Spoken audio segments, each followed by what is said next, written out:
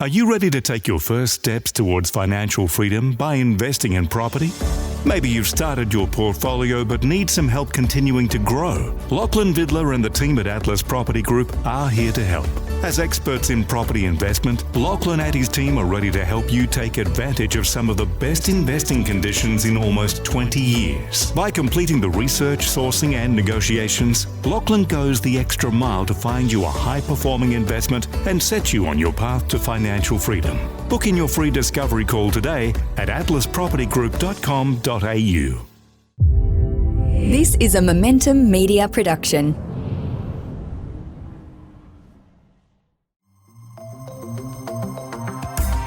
Welcome to the Smart Property Investment Show, the podcast by investors for investors. G'day, how you going? Phil Tarrant here, host of the Smart Property Investment Show. Hope you're well. I get a lot of feedback on this show, most of it good, most of it positive, mainly because of the host who carries this thing most of the time, and I'm surrounded by people largely at this business who are pretty mediocre property investors who want to come and tell their stories. It's an ongoing theme. When I really struggle for a guest, I'll tap someone on the shoulder here at Momentum HQ and see if they can dust off a property story for me and try and get some learnings around it. And that's very much what's going to happen in today's podcast. Desperation Central at Smart Property Investment. That's we're still in COVID lockdown. It's impossible to get someone in the studio. So I managed to find Russell Stevenson, who you may have heard of beforehand. He's one of my close colleagues here at Momentum Media. He operates and runs inside of our commercial division, leads our commercial division, running a whole bunch of salesmen. But that's his day job. What he also likes to do is invest in property. We've had him on the Smart Property Investment Show beforehand to chat about some investment purchases by memory up in the Hunter Valley area of New South Wales. But he's recently gone through the process of finding a new family home, a principal place of residence, a PPOR, for all of you who like acronyms. And I heard about this and I went, oh, okay, this could be pretty interesting. So I say ingest, all that sort of stuff. Russell's a pretty shrewd operator and no doubt he's done well in this particular purchase. So I thought I'd bring him in. Investor stories, stories of the real world of investing in property is what drives this particular podcast. The reason why we created our own portfolio within Smart Property Investment to show warts and all how to go about investing in property, what's good, what's bad, what's indifferent, where we've stuffed up and where we've done it well. And the idea is that everyone can learn from that. So as well as doing that sort of stuff, I get investors, property buyers into the studio to talk about their journey, see if we can unpack it and learn something from it to help you do what you do better. And myself included, this is how I learn. So I'm going to welcome into the studio, Russ Stevenson. It's a real world studio. We're actually sitting within a metre and a half of each other. Social distancing. Mate, great to be back on the show. It is. What an intro as well. I know you like that. Oh my God. Like, I couldn't expect anything better. I have been on the show before, I've actually hosted an SPI show many years ago. That must have been when we were really desperate. That's when we were really struggling as well. So, and then I never got asked to come back on. So, well, you're back. I'm glad to be here. Well, you are. You're not a bad talker. You run your own podcast as well for those of our listeners who, and interestingly, a lot of our listeners actually operate in sales because good salesmen can make good dough, and most of them can typically park that in property. Are you leading me in for an opportunity to mention my podcast? I am. Excellent. Killer Media Sales. Okay. Jump on it. It's for media experts across the globe, and we really sort of, again, grassroots, just chat through 15-minute episodes, everything sales, and how people can be better at it. Simple. Is there any parallels between effective sales and buying property? Used to be a real estate agent back in the day. I used to be a real estate agent back in the day, yeah. Look, very different market. I was an estate agent back in the UK, very, very different over in Australia. Look, again, the whole negotiation and, the sales process of buying a property, yes, there's some similarities, but at the same time, look, what I have found is sort of, buying property in Australia, a lot of the time you need a bit of extra help and support. Yeah, absolutely. And we've been chatting about that on Smart Property Investment Show for many years now. And, I've been very open in the people that I surround myself with, accountants, mortgage brokers. We do a lot of work now, Russ. I don't know if you've listened to this podcast when you're driving into work or not, but we're doing a lot of work at the moment on refinancing our portfolio with our friends over at Finny Mortgages, finny.com.au. So I'm going to be doing some updates on that moving forward. Buyer's agents, I've used a buyer's agent for all of my purchases and they're a great enabler. So lots of ways we can sort of frame today's chat, but let's just tick off some really quick stuff so we can get into the story behind it. So you just recently bought a new Principal place of residence? Yes, within the last 6 months. Okay, where is it? Coloroy Plateau on the Northern Beaches. Okay, Coloroy Plateau is pretty much above Coloroy. Yes. It's basically up a big, massive hill. Yeah. And guess what? It flattens out and it plateaus. Is that called Yeah. the plateau? Where's your closest pub? You got to walk up the hill to get there? No, it's back down the hill, down to Cromer, which is Oh. again another idea. Like sort of on the plateau, there's not many sort of places to drink. So Chateau on the plateau maybe could be a thing. Anyway. Yeah, mate. Why don't you just build a bar in your backyard shed? Yeah, that's the way pretty much what I've got. How much you pay? 2.6 on the nose. Okay. Do you reckon you bought well? I do think I bought. Yeah, well, yes. Okay. Yes. And what's the sort of long term plan with this? You stick with it? Look, we're going to sort of, over the next 4 or 5 years, it's a 70s house, need a bit of TLC. So we're going to basically do some work over on the property. And we've started that process over the next sort of 12 to 18 months and get it to a point where we're happy to live in it over the next sort of 4 or 5 years and then work out where we go from there, whether we sell it and move somewhere else, whether we do a bigger sort of reno on the place. And I guess, look, see what's happening in the market, right? And has investing in this or purchasing this property, a lot of people sort of say, your principal place of residence isn't really an investment because you live in it. Do you view it as an investment? Absolutely. Yeah. It needs to grow, it needs to make money, right? And yeah, so for me, it is something that, we had a sort of an area of the Northern Beaches and it was quite sort of a wide sort of span that we were looking at. We wanted to be in a particular suburb and then as the market was moving, it kind of pushed us out a little bit, but still very, very happy where we purchased. But yeah, no, it's an investment. Okay. It's an investment. Happy with the purchase. You bought largely within your means, upside potential for improving it to make it more livable, which no doubt over time should help in a capital growth. Now, I know you pretty well. You're a good friend. And I know you've been saving up for years for this place. Yep. Was it good to actually get it bought? Oh, mate, it's so good. Yeah. And there's sort of something always in, the back of my mind going, I mean, yes, I've got investment property, but there's something, about owning your own home. And it's still, as I said, seen as an investment, but it doesn't feel as though, you're not in the market and, you're sort of watching from the sidelines. And, so yes, it's taken a while to sort of get to the point where we were ready to buy a home. But yeah, absolutely thrilled with the fact that we've now got something. Yeah, and I know you had your frustrations part of that buy and purchase, and you sort of went down the pathway of looking to buy when the market was sort of slightly moving upwards, but then it moved into a pretty rapid trajectory and you just kept getting priced out. I know you went, stuff this, let's get ourselves a buyer's agent to help us on this. And we have a buyer's agent in the studio with us today, but it's not the actual first buyer's agent that you chose Correct. To use. So we'll introduce the buyer's agent in a moment, but why did you actually engage a buyer's agent? When did you actually sit there and just go, stuff this is too hard? Look, from the get-go, we were always going to use a buyer's agent. I've used a buyer's agent in the past for my investment property, so I knew the value that they bring. And again, the Northern Beaches market at the time, and it probably still is, absolutely red hot. And we probably went back, I think we started looking around about the 1.8 figure, around that sort of mark, and then we went back to the bank and said, well, we need 2. No, we need 2.2, 2.4, and it just kept on going and going. And we still didn't buy in the suburb that we really wanted to buy in at the time. So that's how quick things were moving. So yes, we basically sort of through a friend had a recommendation. Didn't know any buyer's agents on the Northern Beaches. This person was using a co-working space that my friend owns, the co-working space, and he said, there's a buyer's agent within my office suite. I'll introduce you to him. So had a conversation, really sound guy, said all the right things, and, we went into this, I guess, partnership with high hopes that, we'd buy a property through this group, and that was the start of it.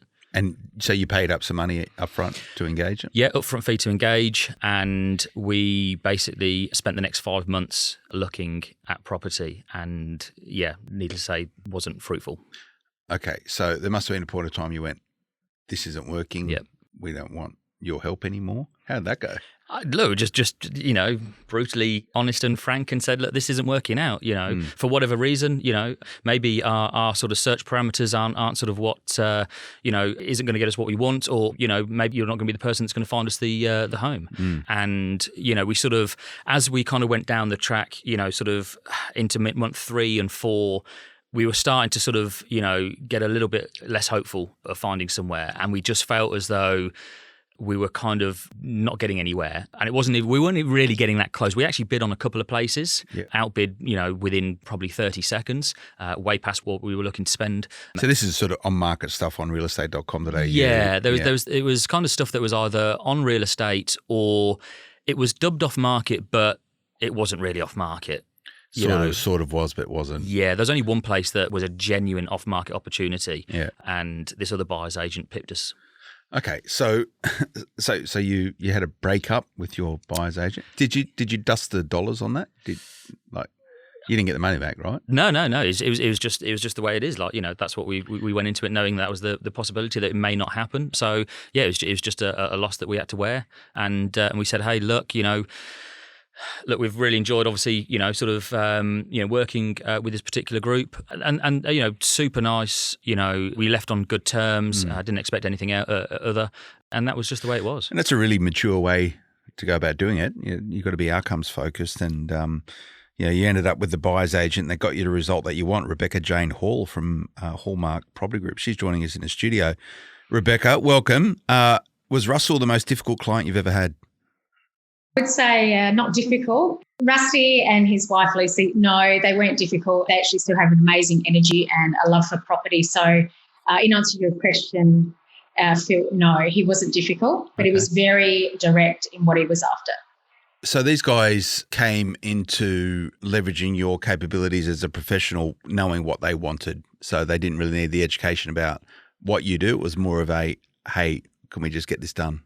I think, no, they came on board with a different sense of what a buyer's agent does, and they came from a different, process from their previous buyer's agent. Now, every buyer's agents are different, and on this occasion, Russ and Luce basically said, we're not quite sure about how the process worked, because I ran through with them why it wasn't successful with the other buyer's agent first, and we determined that obviously the processes and the strategy wasn't there from the beginning, and also probably the connection wasn't there as well. And, for us at Hallmark, when we do onboard a client, it's all about finding out the personalities and exactly more about the person and the family and exactly what they're after.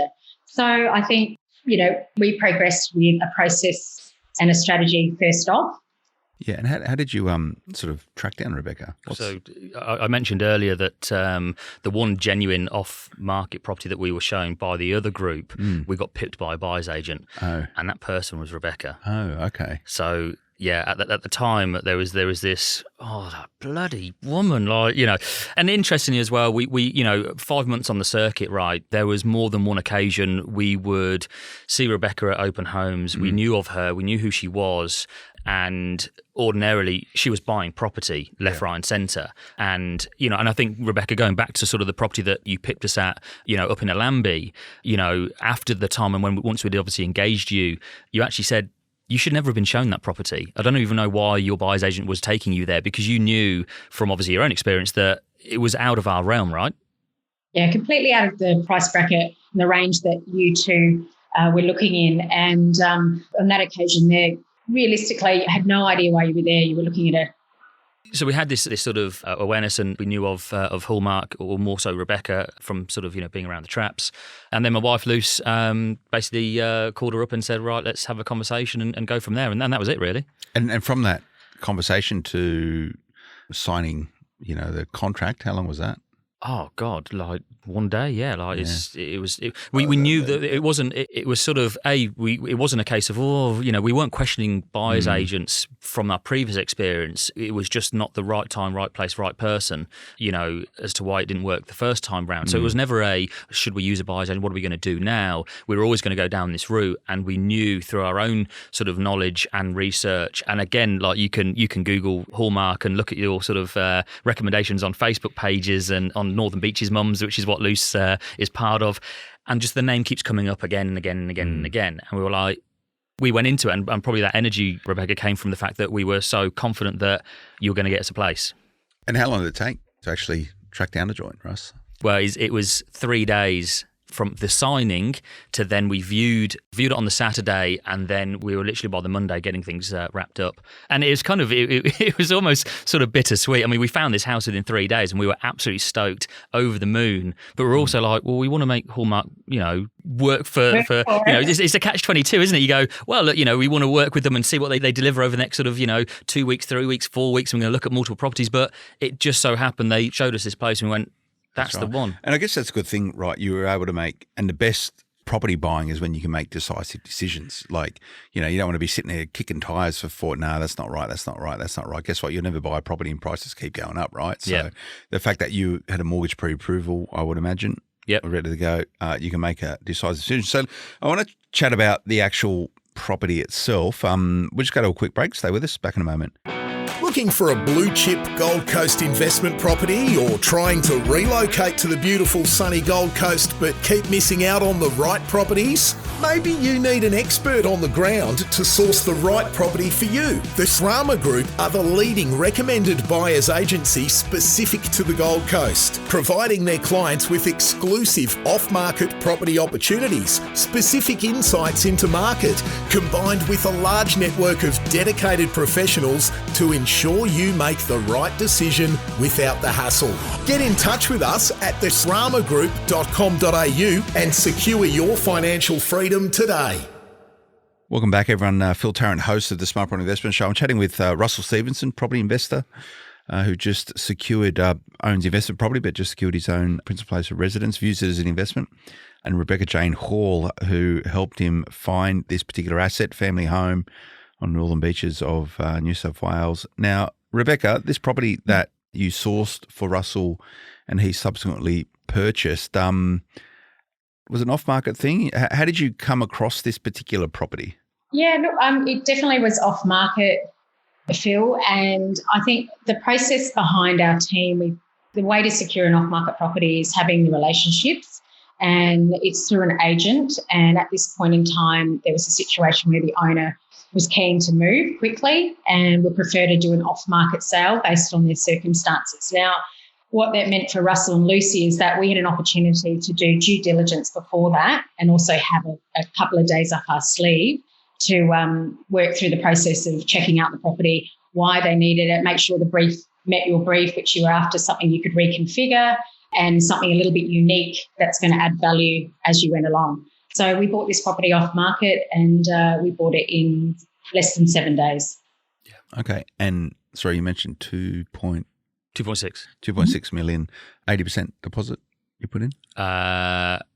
Yes. Can't remember. I can't even remember. Do you notice the interest? Some of that stuff I go loose organised. She's really good with the finance. How's just on the finance side? Is the interest repayments a big burden for you guys, or it's just something which you've absorbed because you've rented before right? We've rented. We were renting in North Manly. Well, previously 10 years odd in Balmain, Rozelle, into North Manly, and rents were going up. And the difference between what we're paying in rent versus our mortgage is an increase, but it's a marginal increase. So it's something that we can wear and be fairly comfortable with. So it hasn't really changed your lifestyle too much. You've probably got more money now because all the money you're squirreling away for savings. Well, that's it, yeah. Now is sort of free cash flow, right? That's it. So it's, curtains. So what are you doing with all that money? Soft Just soft furnishing, pillows and stuff? We've done a bit of work on the place. But yeah, that's Are you a handyman now, are you? Oh, mate, I'm the least handyman. I literally just put a massive hole in the wall last night trying to hang a TV unit. So, I'm not your man. This goes to the actual property itself, and no doubt part of the brief, you probably could move straight in there without sort of having to do too much. Or is there anything curly with this particular property, Rebecca, that sort of concerned you guys? You've probably got a pest and buildings, all that sort of stuff? Yeah, I think it's a standard for that type of property in the 70s realm. You've got your standard things that occur. It's dated, it needs an update. But that's the beauty of buying something at that level, and then, future sale price is going to exceed. So, it's going to be a really good property for them once they think of reselling. In terms of curliness, I don't think so. I think there's general wear and tear, and at this stage, no, it was okay. Yeah. And you talk about, this idea of it being an investment, i.e. at a point in time to realise the value of making a smart investment decision through sale or refinancing or whatever it is. Why do you think, Rebecca, this specific property has got growth potential for Russell and Lucy? At the moment, we're looking at rentals at the moment are starting to come back, and with the tourists, we're looking at the next market to happen, which is the rental market. So difficult to find a rental, and if these guys are their step-by-step plan is to move obviously on maybe in 10 to 15 years, and they'll have the perfect 5-bedroom house for a family moving to the area. Secondly, it's got room for a pool. Thirdly, it has one thing that a lot of properties don't have when you buy at that level, and that's exceptional view. Mm. Yeah, that was one of the key selling points. We walked in and again, yeah, it is, it's got a dated bathrooms and kitchen, all very functional, all very clean, but, a bit sort of dated around the edges. But again, yeah, you sort of, saw the view and were like, that's absolute showstopper for us. Yeah. Well, you can fix all that stuff, right? Yeah, that's it. Yeah, all the other kitchen stuff over you can time. fix, yeah. But yeah, like I say, with the view, like I say, it will never be interrupted. So yeah, we were dead keen. And, you think about sort of what you can do with this property into the future. Is the aim is to try and pay the debt down as quickly as possible, or what's your game? Because to what Rebecca was saying, then in 10 years' time, 15 years' time, if you're ready to move on, there's no reason why you can't keep said property in the location if it has that significant rentable. It's got a lot of bathrooms, a lot of bedrooms by memory, hasn't it? Yeah, so it's got 3 bedrooms upstairs, and it's got a separate sort of unit which we've just opened up to connect the sort of top floor with the ground floor. So there's almost a unit, and we've just sort of converted what was the old garage into a big rumpus room for the kids and stuff. So we've already done bits and pieces. So yeah, there's stuff that needs to be done, but in terms of for us the plan, it's on a principal and interest repayment. So obviously we're slowly paying that off each month. And I think it's obviously probably too difficult these days to get interest only anyway, but it's nice knowing that every month we are slowly chipping away. But yeah, look, depending, I think, once we've sort of got to the point where we've done all the sort of minor renos we want to do right here, right now, then we'd probably start either saving up for a big reno, or we'd start then, like I say, bringing, obviously the mortgage down.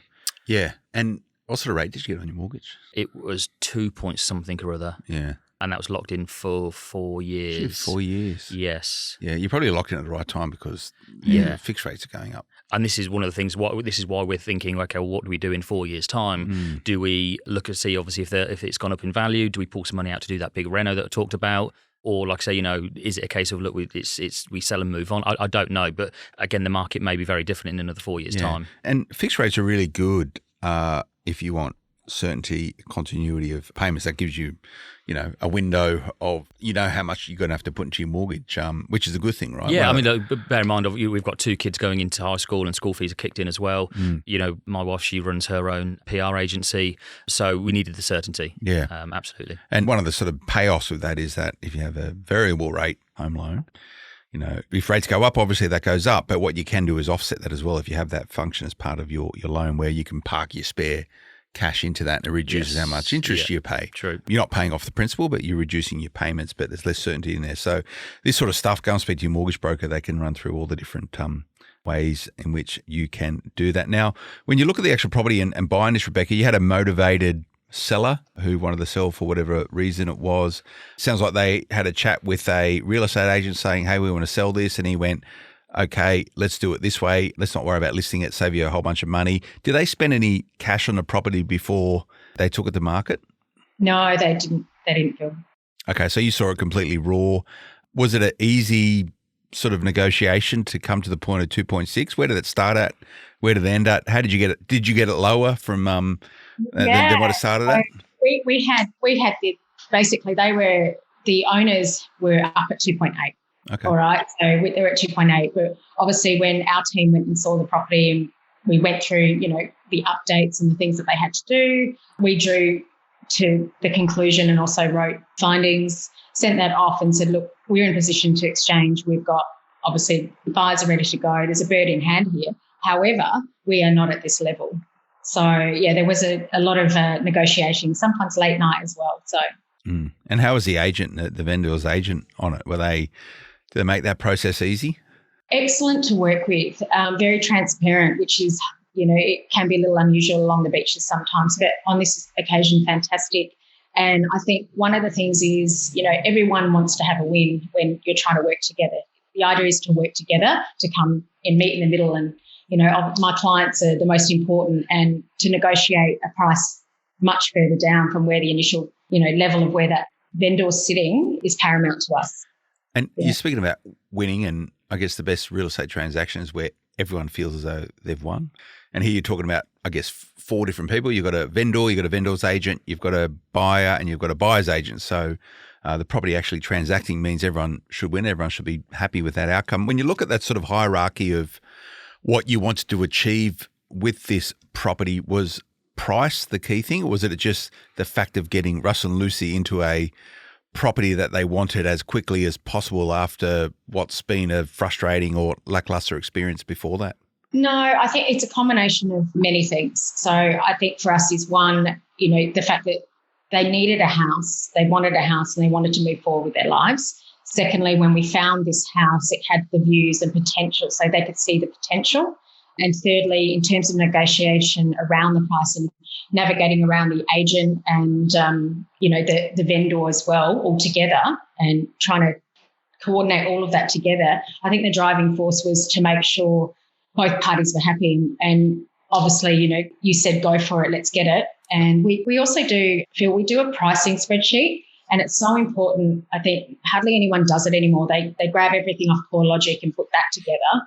But really, we do a very detailed pricing spreadsheet. And I think on that occasion, for those reasons, it's a lot easier for the client, Russ, to see the value in the property and where it's heading. Yeah, I want to have a chat about sort of the decision-making, getting in that position. Let's go to another break. Stay with us, back in a moment. The mark of financial success isn't about getting bigger, better, faster, or more. To Paul, success is freedom. Freedom to spend more time with his family, or giving back to his community, or just more time to go surfing. Paul Glossop, an award-winning property buyer and regular guest on the Smart Property Investment Podcast, has taken the lessons he's learned building a multi-million-dollar property portfolio and laid them out in his best-selling book, A Surfer's Guide to Property Investing. For a limited time, get your free copy of Paul's award-winning book and receive a roadmap for building both lifestyle and wealth through property investing. Grab your free copy today at purepropertyinvestment.com. Welcome back, everyone. It's Phil Tarrant, host of the Smart Property Investment Show, with Russ Stevenson, buyer, Rebecca Jane Hall from Hallmark Property Group, buyer's agent. So, Russ, you're looking at buying a property for quite some time. So you probably embarked on a saving process 2 years ago? 3 years ago, longer? Yeah, 2-3 years ago, about that. So how did you go with the perpetual recalibration of how much money you needed in order to buy the house that you wanted? So you sat there watching prices continue to go up, and therefore the amount of money you needed as a deposit continue to rise, maybe not at the speed of what you wanted to. Is that something was an easy process? It's one of those things where, again, you start eating into savings, additional savings that you go, okay, well, look, we'll keep some money behind to, do some work to a property. We're probably going to want to go in there and get it decorated or put some carpets down or whatever it might be. So you end up sort of just sort of pulling money out of other pots to keep topping things up when you go, I didn't really want to go down this route. But and again, going back to your point, sort of the lackluster experience, 5 months in, and then sort of buying a place through Rebecca in less than 7 days. For us, it was like, we've just seen the market move that quick, and the deposit, to your point, go up so much more that we just wanted to get somewhere. But again, we wanted to get a good price, which we did. So it ticked all the boxes for us. Yeah. And how did you set the budget? Was it what the bank was willing to lend you, or was it more about, this is how much it's going to cost for us to get a 4-bedroom, whatever house in that particular area where we want to live? Yeah, it's a good one. Obviously, sort of I'm 40, in my 40s. I know, you'll be surprised. Aging horribly. The buying process has aged me horribly. No, it hasn't, because it was actually quite good in the end. But nonetheless, I think sort of we were after a particular size property. We've got 2 kids, 10 and 12. So we wanted a decent amount of space. We probably could have got somewhere, and we were looking back sort of towards Allambie. Okay. And we probably could have bought somewhere, for that budget at the time. But it wouldn't have been something that was big enough or in a condition that we'd be comfortable with. So it was a case of, we need to sort of, widen the search to a point where we can get what we want. And at the same time, look, the bank was like, they were happy to go, hey, look, we'll keep topping you up and keep going. We were very fortunate in that situation. Whereas I think kind of like, it would have been a very difficult situation if the bank turned around and said, you know what, you're capped at 2.4. And then we go, well, hang on a minute. Well, we're not going to get the place we want. Definitely closer to freshwater in the Allambie area. And we can't even get that in Collar. We've got to keep going further and further away. And look, we had conversations because, after 5 months, me and Luce were saying, hang on a minute, this isn't going to happen. We're not going to buy on the northern beaches. This is set sail. So she was saying to me, we're going to have to move to Queensland. Like genuine, like we're gonna have to move to Queensland. It's the only option. And then we look back at it now and we laugh about it, going, "That's crazy!" Like, we were literally going to up sticks and go to a completely different state because we couldn't buy in the Northern Beaches, which is throwing toys out the pram a little bit. But at the same time, that's how frustrated we were. Was we need a different option? Yeah, and I think that's probably what led us to also as well going, okay, well, look, we need to change buyer's agent. Yeah, and I think that was the product of the experience that you had up until that point. And it sounds as though you didn't, which a lot of people do, and is what a lot of the regulators are concerned about right now, is that people are buying property at the top end of their serviceability, as in the bank will lend you this maximum amount, so therefore they go, I better buy at maximum then. Yeah, right. The problem is that, if they buy a dud property or they've got to liquidate or whatever else, they end up blowing their dough or they have negative equity. So you guys didn't buy at the top end of your borrowing capacity. No, we could borrow more, but then again, it's the repayment thing. I think kind of we probably could have pushed it, higher into 2.8 if needed, but then it was kind of the repayments were getting to the point where, like, hang on, the difference between what we were renting at and now the repayments with the kids in school, and you know what, it wasn't comfortable in our world. Yeah, so but that's very mature. Most people, a lot of people, not most, a lot of people don't think that way, and they just sort of completely overstretch. So you're comfortable. Yes. Yeah. Again, though, and we'll have a quick chat about it, but because you're on a 4-year P&I fixed, right? Yeah. Like you can't do anything. Like for you to break that after a year, you're gonna blow a lot of money in break fees and stuff. So you can't really realise any equity uplift in 4 years in that property while you're inside of that fixed rate mortgage, right? Yes. Is that cool? You're right with that? Yeah, again, we were comfortable and happy. We got ourselves a home, right? Yeah. Second, we fixed in a rate that we were very comfortable with and happy with. And it's one of those things, if we're comfortable and happy with that, then that's the end of it, as opposed to, what if rates went down and, it could have changed and I wish we'd gone on variable. Well, it is what it is. We know where we're at. We can service this. We're comfortable. So therefore it's set and forget for us, and I think kind of, it was at that variable, if rates were increasing, then we just don't want to get too squeezed. Yeah, which is fair enough. It's all very considered and conservative, right? Yeah. Right? And you're probably not going to go too wrong. Outside of using a buyer's agent, did you get any advice from anyone? Anyone sort of help you along the way? Use a mortgage broker, I hope? Yes, use a mortgage broker. Yeah. So look, someone that we've been working with for a number of years. So very comfortable with who we went with. Outside of that, not really. Not really. You're pretty well informed, right? You've been doing property. Well, that's it. I think kind of having bought an investment place, having worked with mortgage brokers before, having worked with buyers agents before, having been an estate agent in the past, and obviously having access to, smart property investment and all the content, when we launched this many years ago, I felt comfortable, confident to go, outside of the buyers agent and a mortgage broker, I'm pretty safe. When did you settle on this property? When? Yeah, is it a year yet? No. It'd be 6 months, August. Yeah. 8 months then. 8 months. Yeah, 8 months. Do you reckon the property's moved on from then, Rebecca? If you took it to market today, what do you reckon you get for it? Make Russell feel good? Just tell me a really good figure. I really do. I think I've actually seen the property, so I've gone through and had a look, and the updates they've done are so in par with where other buyers are looking, and they'll spend the extra money just so they can move in. I think your property at the moment, do I want to put a figure to it? Do it. After the show, if you tell me the right figure after the show, I'll give you a call. Drinks are on you. Okay. I think you're pushing 2.8 plus at this stage. Yeah. There you go. Okay. Yeah. And based on also, and Phil, we bought this property as well, just down the road. You're looking at a partially renovated property selling for 2.829. Okay. And we're buying this at the 2.6 level. Yeah. So we're already. And I think, like most people, we still, and we don't do it as much now, but we still go on to Real Estate or Domain, look at sold properties, see what's sold in the area. And to be honest with you, there's not much up there. And I think and again, it's really tightly held, right? Yeah. So we're always trying to judge, has it gone up, has it not? And that kind of what you've said makes sense in our world.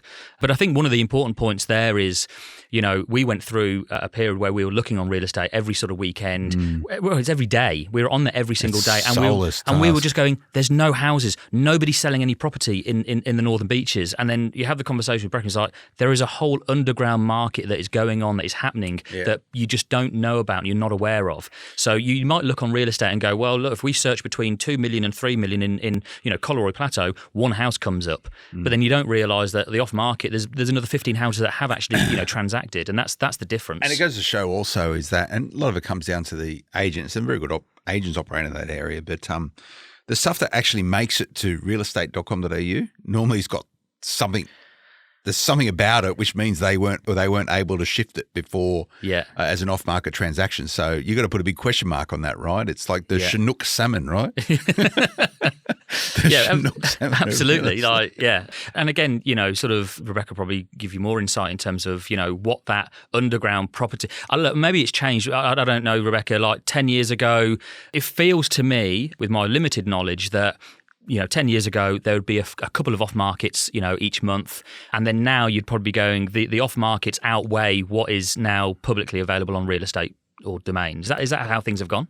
Absolutely. And I think the real estate game has completely changed itself anyway. I mean, the way we do real estate now is definitely not how we did it 10 years ago. And, technology itself has played a huge part in that. But going back to your question, yes, realestate.com and Domain, of course, great portals. They manage a certain amount of property, but definitely under the black market, there's the off market. Yeah. So how do you go about finding off market? Because this is a big sort of misnomer. Everyone talks about off market properties. Are you sort of skulking around the Wharf Bar down at Manly, sort of buying drinks and give a little nudge to someone on the thing going, "You looking to sell a property? You looking to sell a property?" I'd love to be able to say, that would be the easy part of things. And over here, have a wine. No, I think there's merit to be had that I guess I can't say the credit's all myself. We have a really great team, and without my team, I wouldn't be able to do what I do. And our team has a certain process and strategy, which I'd love to divulge, but I will say it involves in just the communication with a lot of people, networking and understanding and looking after them as well, not just after the end product, but continuing on with relationships has been key to us finding those off markets. Is that one of the biggest sort of for you guys, those connections, that relationships you had? You've got a big profile in real estate on the Northern Beaches. I can see that, Laura, who helped us view the property, absolutely fantastic operator. I could just tell the relationship she had with the real estate agents that were selling the property. It was on a really comfortable first name term. It's like, you guys know these people. You guys have done this before with these agents. They know you, you know them, and you've obviously sort of spent many years cultivating these relationships. Do you think that is the real core difference between you and the other buyers agents in the area? Or, or is it the process that you talked about? What's your take on that? It's absolutely the core. To our core, we basically, the relationships we have with the agents, clients, everyone in the industry that is under the property banner is crucial to our success. And I cannot say how many phone calls I make a day, how many phone calls my team make, how many text messages. When other agents are sleeping, we're doing deals at 9, 10, 11 at night. And that's the extra mile we go for our clients, and to do that, you have to have those relationships in place with the agents and, like you said, with all the key players under the property. And I think that's one of the things that sort of, for me, with the first experience, you can I could kind of sort of see that those relationships weren't there. No, fantastic, guy and an agent, but the history and the depth of relationship, they weren't on first name terms. I can't imagine they'd be the first person to go, "Hey, look, we've got something off market. Let's give this person." And, I imagine it's a pretty competitive space up there, right? In terms of buyers agents around. So I guess, for me, okay, let's talk about an investor that's listening on the show and is looking to engage a buyer's agent. From a buyer's agent's perspective, what should they be looking for to pick the right buyer's agent for that area they operate in? You just do your research. Your research is recommendations for starters, I guess your reviews. When you give them a call, make sure you gel with them. You can have a great gel, but you want to be asking the question, where have they bought? Why did they buy there? Always asking the right questions. I think if you can ask as many questions as you can and getting those answers for you, you'll make the right decision. Yeah. You got to remember when you're using a buyer's agent, not only are you buying their expertise and knowledge of the market and the many transactions that they've done, but you're buying advantages, right? Using a buyer's agent, you're buying the advantage of time, you're buying the advantage of access, you're buying the advantage of getting your hands on properties that no one ever sees, right? And if you're out there trying to transact in property, whether or not you're an investor or an owner occupier, you've got to remember that if you're just doing it on the realestate.coms at all, that there is this whole other market that's happening before you even get a crack at it. And that means that you're competing against professional buyers agents. So, those advantages, if you're happy to pay, I don't know what, did you work on a sort of a flat fee, Rebecca, or are you on a percentage? You don't need to tell me what it is, but what was your transaction? I think we did a flat fee. It was a flat fee, was it? Yeah. Flat fee. My memory's so bad. I don't know what my interest rate is. I don't know what month we bought, and I don't know whether we paid a flat fee or a percentage. But you know what? That's probably. Where did you buy? I've got to get home tonight. But that's probably a indicator of the outcome, right? The fact that you can't remember what you paid probably means that you're happy. Yeah, I'm comfortable. I've kind of that's it. I don't need to worry about that. I bet you if I ask you how much did you pay the first buyer's agent, you'd be able to tell me. Yep. Yeah. Yeah, very true. So I think it's a tick for you, Rebecca, and your team over at Hallmark Property Group. Good to chat. What's the most expensive property on the Northern Beaches these days going to go for? You probably Palm Beach is going to you're going to drop 18, 19? Not even. More than that these days. They're in the 20s. And I'm in the market at 30. I can find you one for 20. Just before you wrap up, Phil, there is one thing that it would be remiss of me to say. So this Christmas, went away with the family. We were 3.5 hours up north in a little place called Nabiac near Foster. Nabiac. Took the family, got on the road, and we got up there, and we're probably, 3 or 4 days out from Christmas, and I start unpacking, and I realise I left all of my wife's presents in the house back on the Northern Beaches. Oh, okay. And she was not very happy. And I was like, oh my God, I've just ruined Christmas. And I was like, what am I going to do? What am I going to do? And I actually text Rebecca and said, hey, this is really sort of left of field. Don't know if you can help out, but this is the situation. And in terms of going the extra mile, within 24 hours, Rebecca had one of her contacts, locksmith, go into our house, meet my parents who were meeting us up there because they didn't have a key for the property, got the presents, drove up, and she took care of everything. And I can't thank you enough for that because you saved Christmas. So that was absolutely amazing. George's Christmas or marriage? Oh yeah, actually, yeah, a bit of both. But you literally pulled out all the stops and like I say, and again, in terms of going the extra mile and making that a memorable occasion for us, it's little things like I say, it's not even a little thing, big things like that. So is that the equivalent of a Google review, as you've just said on the Smart Property Investment Show? That's it, pretty much.